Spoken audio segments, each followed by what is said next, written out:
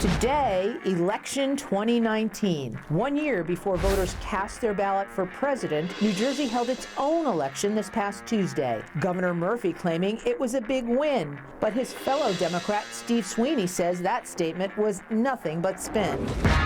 Plus, New Jersey Transit has one of its worst days ever. When will it improve? And we'll go inside the American Dream Mall. Will it be a hit or a colossal miss? All that and more with the A-plus panel. Republican strategist Jeanette Hoffman, Democratic strategist Brendan Gill, Mark Bonamo of Tap Into Newark.net, and Dan Cassino of the Fairleigh Dickinson University Poll. It's all ahead on New Jersey Now.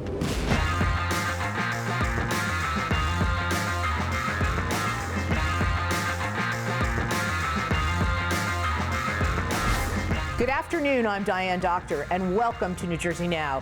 What a week it was for those of you who keep track of politics, and that's me and this group here. Welcome. We had an election this week on Tuesday. About 20% of you that are registered got out and voted, which seems to me to be a high number during an off year. And even though the Republicans seem to have nudged their way into a small victory, our governor declared victory yesterday, kind of maybe taking a page from Donald Trump. Let's just declare victory.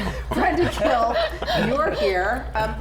We don't really see this as a Democratic victory, yet the governor does. I'm not sure he declared victory. I think if you listen to what the governor said yesterday, he said that there were a lot of encouraging results, and there were up and down the state. The two legislative districts that were highly targeted, District 21, which includes the minority leader, District 25. District 21, the residue of which is here. Right. Here are all the mailings from last week. Ironically enough, those are two legislative districts that were drawn in the 2001 redistricting process to be Republican seats. So what the governor was saying is, listen, we wanted to win. We always want to win. We want to win everything. Burlington County, Somerset County, Mendham Borough, Mendham Township, Dover. I can go up and down the list where Hamilton, which is a huge, big municipality in the state, elected a Democratic mayor. So there were a lot of big Democratic pickups. We weren't successful in District 21 and 25, but the fact that the Democratic Party and our organization is even running a contested race in those two districts, and the fact that the Republicans now are saying, listen, great, we're still alive, we were able to hold a Republican seat, is good news for the Democrats. Okay, Jeanette, go. That's a lot of spin, Brendan. Well, listen, it was a great night for Republicans. I had my dryer this morning. Was the landslide? No, but it was never set up to be, just because the map, the way it was drawn in redistricting, as Brendan says, there are only a few competitive districts in New Jersey. And in every competitive legislative district where Republicans won and in some cases defended their seats, as Brendan says, and I'll say that 21st district, Bramnick and Munoz, there's actually 10,000 more registered Democrats there. And every one of those seats where Republicans picked up seats in South Jersey, 3 seats I'll add, the first pickup since probably the 1990s, they ran on messages that we need somebody defending you for lower taxes against Governor Murphy in the legislature. And that's why we talked about Republican principles, lower taxes, common sense principles, and basically centrist messages here, defending New Jersey against Governor Murphy and his out-of-touch liberal policies. The pickups that Brendan talks about at the local level really had nothing to do with the Murphy message. There are a lot of local issues going on. I can name Republican local victories up and down the state, a lot of major municipalities. So the Republican Party is in good shape as well. But, these Democratic victories that Brendan talks about, they're really not helping Governor Murphy govern. He's going to have a really even harder time in the legislature because the caucus is going to have more Republican voices. And I think Democratic leaders are a little frustrated with the governor. Senate President Sweeney kind of slapped him back the other day saying, listen, Governor, we lost. We lost the first Democratic legislative seat in the Senate for the first time in 12 years. The problem with that analysis is when you have Democratic candidates who endorse who endorsed President Trump, it's not surprising to me that they had some trouble at the polls. And what you heard that the governor say is that some of these Democratic candidates who did lose did not embrace core Democratic issues. That's their decision. They thought that was the best thing to do to win the election, and it didn't work. A lot of other Democrats who did win. There's truth in here somewhere. Sure. And somewhere there's the opinion of the voters that changed the dynamic of the day. So look, the first thing we have to understand, these off-year elections, turnout is very low. We actually set a new record record low turnout in New Jersey in last week's election. We were looking at 19% turnout. 4 years ago it was 22%. We can go back 20 years, you see a turnout in the 30s in these off-year elections.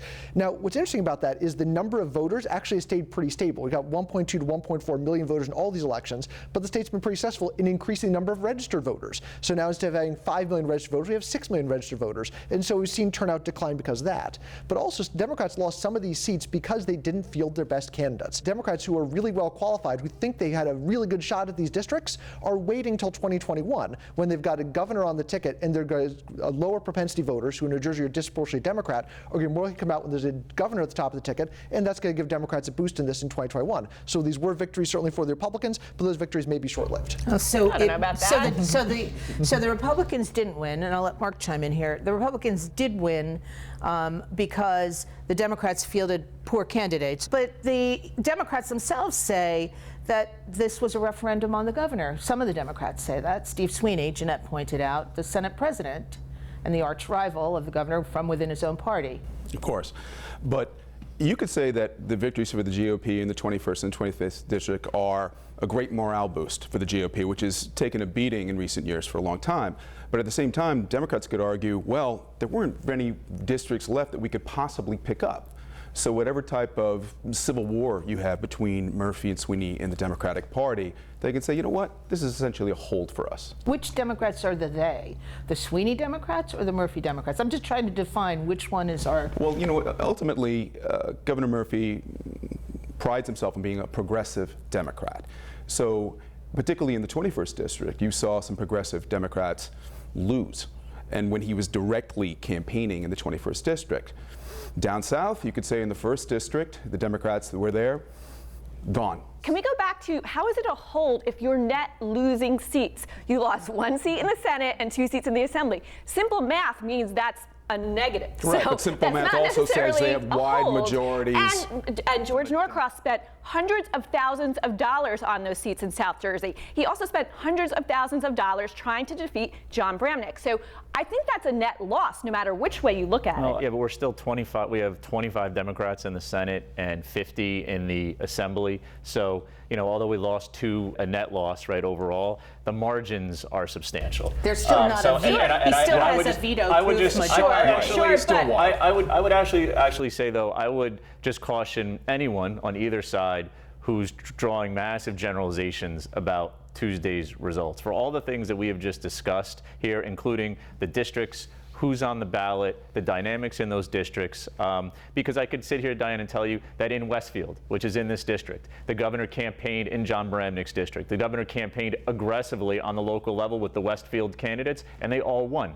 So you can't have it both ways. If they won, it's not all his fault. If they didn't win, it's all his fault. Like that's the discussion we're having today. I'm here to tell you that the districts that the Democrats were looking at overall, District 38 in Bergen County, District 11, District 16, which is in Somerset. These used to be competitive swing districts. They're no longer competitive swing districts. They are solidly held by the Democratic candidates. There was no falter in those districts at all. And now we are actually, again, playing, so to speak, we're on offense. So the good news, and I think what the governor was saying is, listen, we might not have gotten it this cycle, but we're still coming. We're in Morris County. We're in Western Essex. We're in Burlington. So when you talk about taking a sheriff's race, it is a big deal. Whether you want to give Governor Murphy the credit or not, when you talk about taking a sheriff's race, when you talk about taking control of the Somerset potentially freeholder board for the first time since the Lyndon Johnson administration, that's bad news for the statewide Republican Party.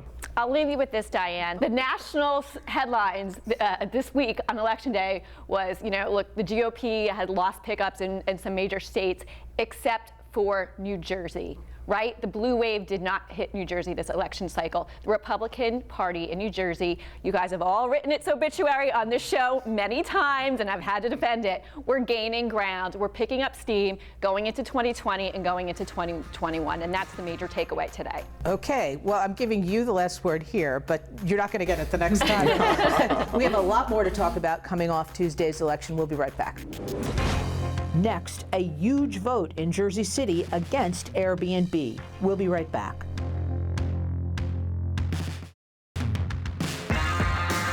Back back now in the city of Jersey City, also known as Phillipville. This past week, there was a referendum, the most expensive referendum in New Jersey history, against Airbnb, with the mayor leading the charge. A lot of things happened leading up to it, which is very complicated, but the bottom line is the voters of Jersey City have said no to Airbnb and yes to their mayor, and it's a significant and interesting vote. I'm going to start with Dan. What does that say about what, taking back their neighborhoods? So I gotta say, this is actually good for democracy, small d democracy, in that the Airbnb spent a lot of money, more than $3 million just on TV ads. Hotels spent $1 million in favor of it.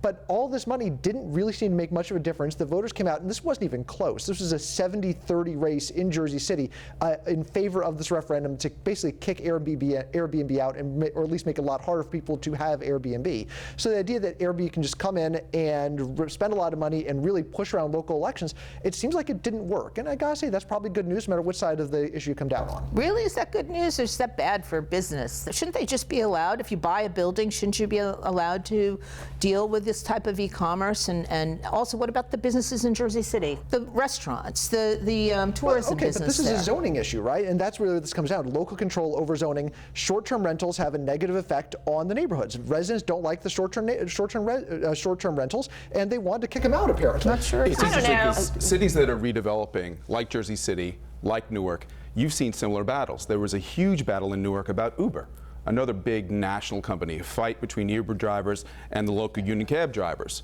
So you're going to see this in more and more cities, I think, around New Jersey. And the fact that these cities are so close to New York, which is also trying to restrict Airbnb, and Airbnb thought they'd have a safe haven here. Brendan. I agree with Dan. I mean, I think ultimately it was a victory for democracy, small d democracy. The coalition that worked against Airbnb on this was a very interesting coalition because it had some interests that weren't normally aligned. I think the challenge as we move forward is we have this evolving economy. We have new industries that are changing quicker than we've ever seen, and government and governmental officials are faced with the challenge of how we regulate that. I ultimately agree with Dan. I think this was a zoning issue. I think the community decided that they wanted more control. They decided that short-term rentals were problematic for a variety of reasons. You had other interests, of course, labor, who had their own interests in wanting to make sure that hotel and hotel development was protected, for the jobs. Hotels.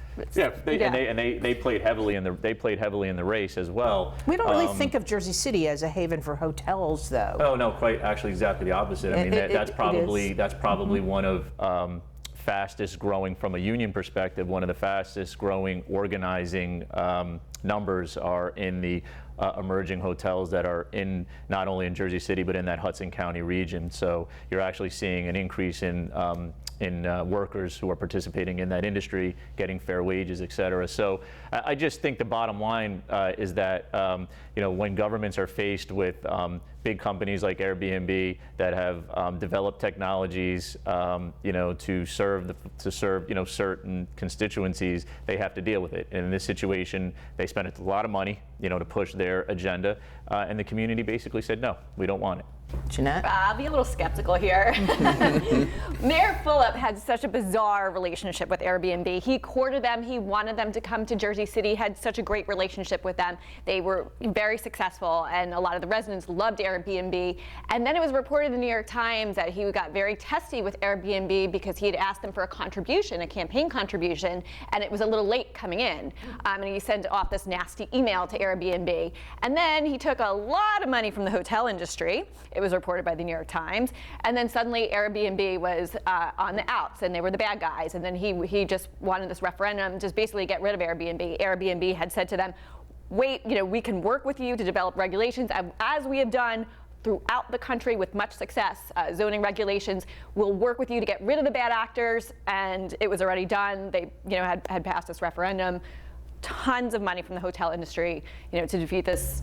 Well, just to clarify, Airbnb can still come into Jersey City. Correct, but the rules have changed. There are so many restrictions. If you are in a building with more than 4 units, you can't be an Airbnb host or operator. So, and if you need to be a resident of the building. Correct. In the other case, in order to open it up to Airbnb. So it's complicated. I wouldn't qualify it as a victory for small d democracy because I think there are a lot of special interests at play here. Well, and it ended in a very bizarre turn where there's a video of Mayor Phillip electioneering, allegedly, talking to his constituents, like in front of a poll booth, which is against state law. So the whole thing is, to me, money a little in politics sordid. is a major problem. Yes. And again, for small d democracy, please, New Jersey most of all. It's not that pure. All that money flowing in, both for the yes and the no side. But the results were pretty demonstrative. I mean, it was an overwhelming victory, and I think even with all those different interests going on, I think that it boiled down to the fact that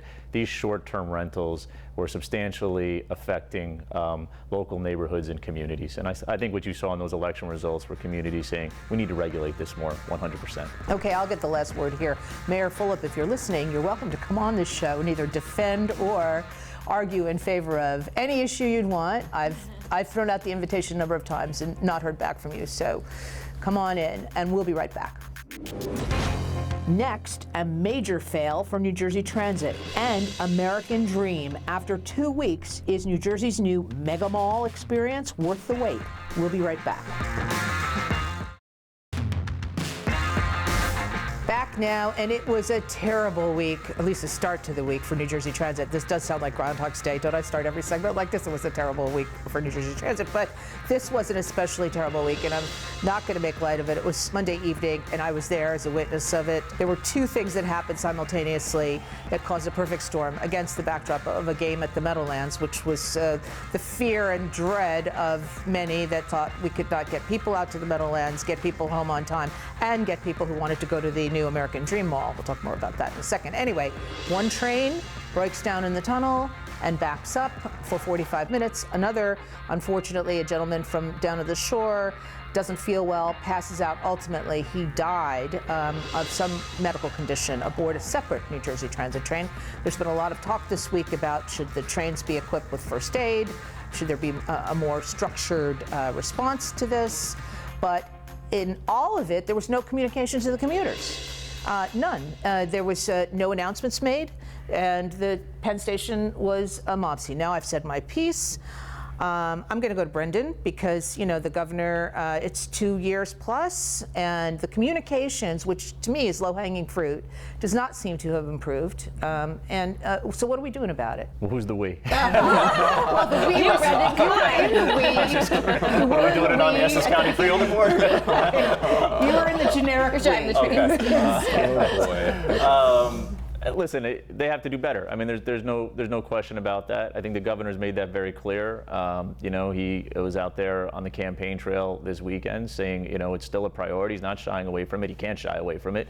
He's the chief executive of this state. Why doesn't he just fire the director of New Jersey Transit? Why not set a shot across the bow that the commuters will appreciate? I will say that the executive director that's there now, the governor's been clear that he thinks that the agency is making progress. Might not be tangible progress yet for commuters to see it, but he sees the pathway to turn around this agency after 8 years of neglect. So I know everyone wants to move past it, but you just can't move past what Governor Christie did to this agency and think even in 2 years that you're going to solve those problems. A train breaks down in the tunnel. You know what would really have helped with that? If we had that third rail tunnel that Governor Christie canceled 10 years ago, it would have been done right now. You know what would really help? If President Trump funded the Gateway Tunnel project. Like, these are big picture items that aren't small things that would contribute to improving the conditions at New Jersey Transit. Well, the 900,000 commuters a day might disagree with you and think that he's had 2 years, and there should have been some. I know you said that there, in all fairness, there have been some improvements. They have added some staff, and they have purchased some equipment. But it would seem to me that some of this is low-hanging fruit, Dan. Look, the big problem in New Jersey Transit is the aging infrastructure and the lack of funding, and it's going to take a long time to fix this. And this is the problem for Governor Murphy, is that going forward, is he going to be able to fix this in another 2 years before re-election? The answer is maybe make some improvements, but these big problems are not going to be fixed. How significant is this in terms of his popularity, do you think? So the big issue here is that the people who use New Jersey Transit most, who are most dependent on it, are people in North Jersey suburbs. And those are areas that are actually pretty solidly for the Democratic Party already. So it's not going to hurt them, but it potentially does hurt turnout, and it does make Governor Murphy and Democrats vulnerable to Republican challengers say, we're going to come in and fix it. The problem is Republicans also don't have a really great plan to fix this. And the smartest thing I think Governor Murphy has done in this is start this select committee with the New Jersey legislature to get the New Jersey legislature basically saying to them, hey, what do you want to do about this? Throwing it open, because then if he has to share some credit if he's able to fix it, but also give someone where he can share the blame if things don't go very well, saying, boy, the legislature's not help me out on this at all. I hate select committees. They never get anything accomplished. But I think there's some low-hanging fruit that Governor Murphy can address, like communication to New Jersey Transit riders. I mean, just let people know what's going on, whether their train's going to be delayed or what is happening. I mean, that's something you can fix in real time that doesn't cost any money. So maybe that's something he can address right off the bat that will help. I think we've had this discussion before, and for whatever reason, there doesn't seem to be a way to do this within the current management structure, whether they are ineffective in getting the word out or whether they just don't have the people. But in my humble opinion, and Mark, chime in, but this seems to have risen to the level of a state of emergency in the state, and the governor is not perceived to taking this seriously. It's a real state of emergency in terms of quality of life. I live across the street from Newark Broad Street Station. I ran this week to get the 6:17 a.m. train that was canceled, and they didn't tell us. Then the 6:50 train actually comes earlier than the 6:42 train. It's madness, and it has to end. Right. And speaking of madness, I took one for the team here and spent an hour at the American Dream Mall because I had to find out what it was all about. And personally, I'd felt myself opposed to it just because who needs another shopping mall?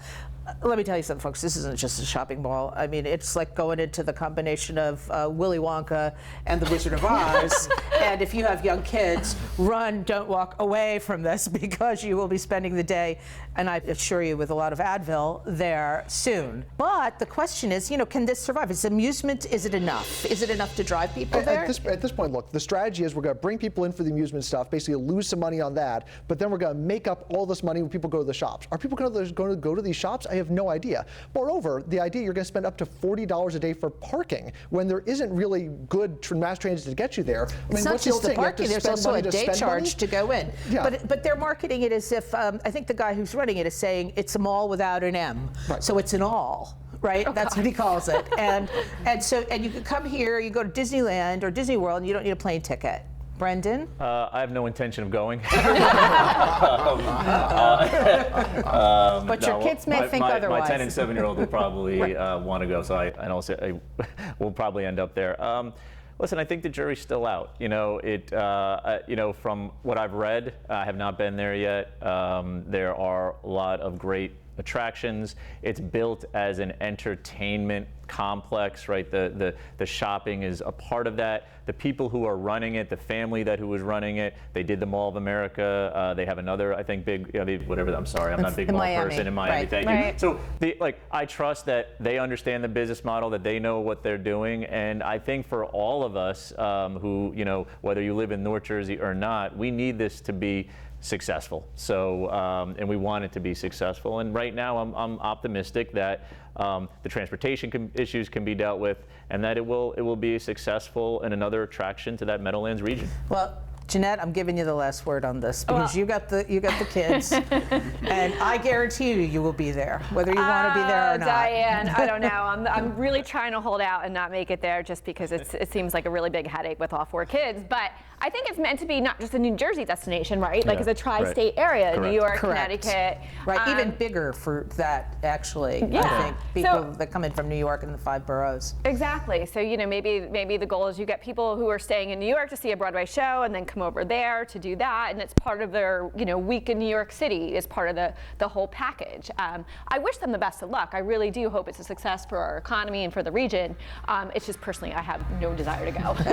Well, we wish them the best of luck, and we wish them the best of luck today with the Jets and the Giants playing another test of the parking situation there. And we'll see how it all plays out. We'll come back and report on it and everything else in the next couple of weeks. I'm Diane Doctor. Thank you, panel. Thank you for joining us. Have a great day.